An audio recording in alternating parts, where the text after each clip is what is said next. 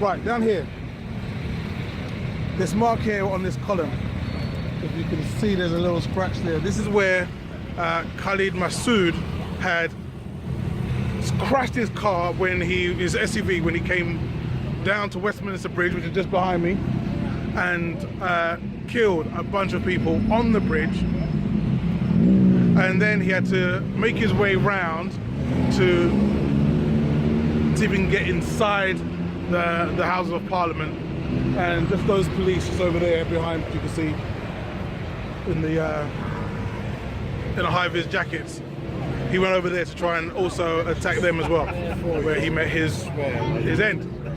Usually people would say that the rise of Islamic pushback has been recent, and the reason for it has been, well, I'm about to get killed.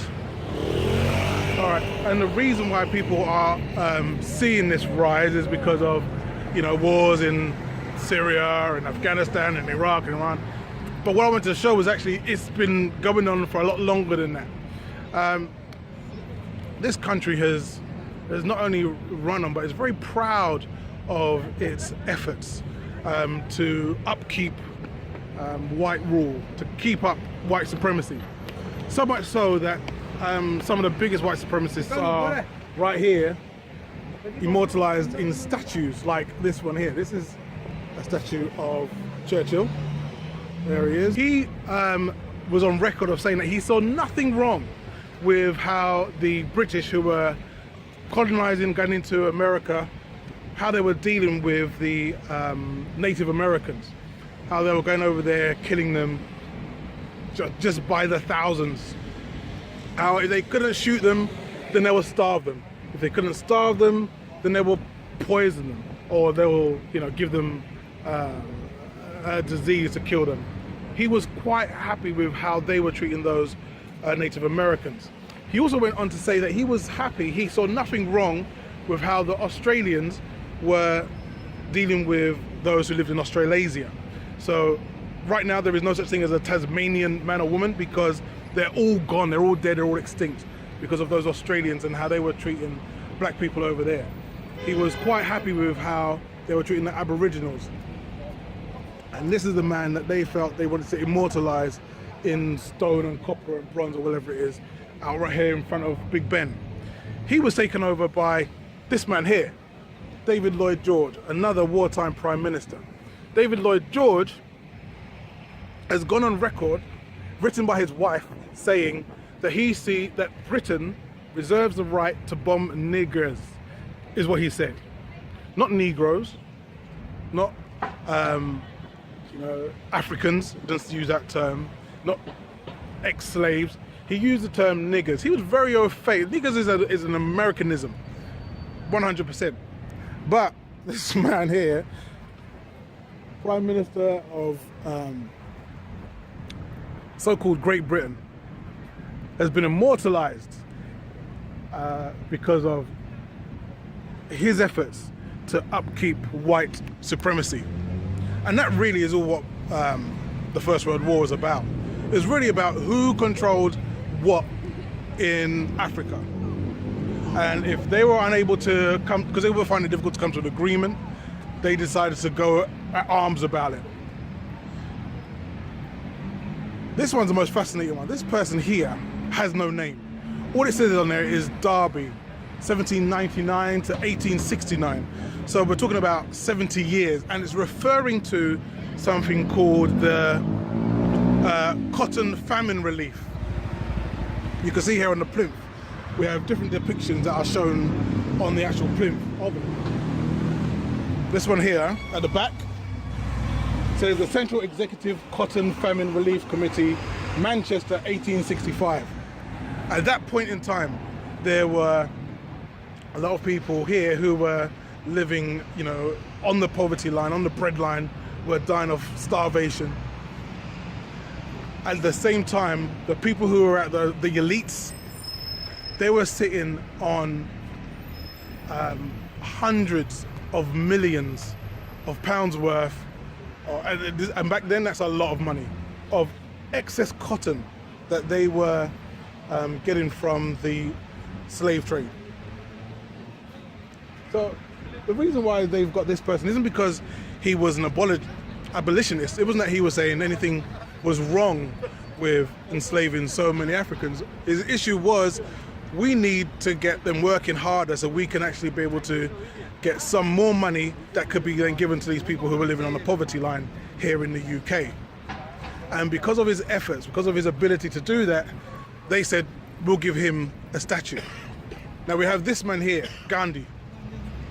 So everyone knows Gandhi as someone who was about going against British rule in India.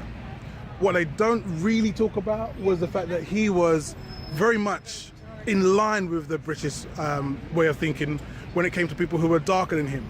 If you're an Indian with a darker hue, skin color, as far as he was concerned, you was a savage. If you're an African, as far as he was concerned, you was a savage. So he, even though he didn't want British rule over himself and for people that looked like him, if they were darker than him and lower caste, then he was like 100%, I'm behind white supremacy. So the way we're being treated by people like Churchill and David Lloyd George was all right. So you kind of see a pattern here of people who have been immortalized around the Houses of Parliament. The reason why is because they really stood up for the continuation and the growth of white supremacy. Unfortunately, there's a black person here too, who's also immortalized. His name is Nelson Mandela. There he is. Now, Nelson Mandela, when he was first about that struggle, when he was first about getting the boot of apartheid South Africa, of white supremacy, off of himself and his people in South Africa, they labeled him a terrorist. And he wasn't just a terrorist in South Africa, he was a terrorist all over. The British also called him a terrorist and referred to him as such. But then F.W. de Klerk was able to come up with a genius plan. They were seeing that people weren't really feeling the whole apartheid system too tough. The reason being is because it looks bad. And from a long time, the British never wanted slaves here working in London. As far as they were concerned, London was too clean, too white a place to have it be sullied by African people. So as far as they were concerned, they wanted to keep their white supremacy under a veil of clean white living. It was kind of like they had this mud and it was covered in icing, and then they were trying to call it a cake. All that to say that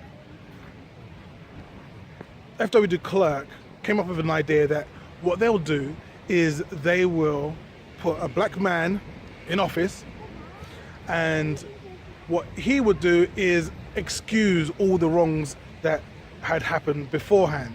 So Nelson Mandela set up something called the Reconciliation and Truth Commission, where he would have black people sit down in a court and listen to white people, white judges, white police, white lawyers, ministers, speak about the atrocities, the murders, the killings, the torture that they put black people under, trying to keep this apartheid system up and running. And then the black people's job was to forgive them, turn around and forgive them. And we're seeing this forgiveness thing happening now. I keep seeing in the US news reports of police killing unarmed black people just for the sake of it. They're not even all police. Sometimes they're just random people with a gripe who decide they're going to go and take out their frustrations on an innocent child or an innocent man or a young father or a young mother. And then lo and behold, you'll see the family of that murder victim forgive that murderer. So what can you expect with that kind of thing happening? Well, first of all, the white supremacists who are doing all the murders are becoming more and more emboldened because they're getting to see that actually this is a thing now. You can actually do this. You can go kill people as long as they're black. It's not a big deal. You get away with it. If the black people on the other end are saying, okay, forgiveness. So killing my child is now forgivable. One set of people are saying killing black people is acceptable, whilst the victims are saying killing your black people is forgivable. This is a massive problem because you know and I know that this is only going to grow and get more and more of an issue as more and more people become emboldened and more people see more and more people get away with it. We've got to really think about this, people, because what we're seeing here is you have different people like Churchill's, like the David Lloyd Georges, who have worked to continue white supremacy, and from then till now it is so much stronger, so much now part of history that people accept it as normal. On the underground and the tube, there's a poster. I'll just put it up now. I'll let you see it. Hold on a second. I'll be quiet while you have a look. Hold on. That poster there says is showing a young black child in awe of the crown jewels. What they don't tell you is those crown jewels came from the same land that boy's from. What they tell you is the crown jewels is uniting the kingdom. They don't tell you that this is the crown jewels, this is what we were going into Africa and killing all these people for. We actually wanted the minerals that are underneath the ground there. Because none of those crown jewels are actually from England or Ireland or Scotland or Wales. They're from Africa and they're from India. Uniting the kingdom is just saying these crown jewels are from different parts of the British Empire, and aren't we wonderful? Look in awe, African, look in awe. This is Marty. I hope this video has made some sense to you. Please share, please let people know about it, please like it. Until next time, peace.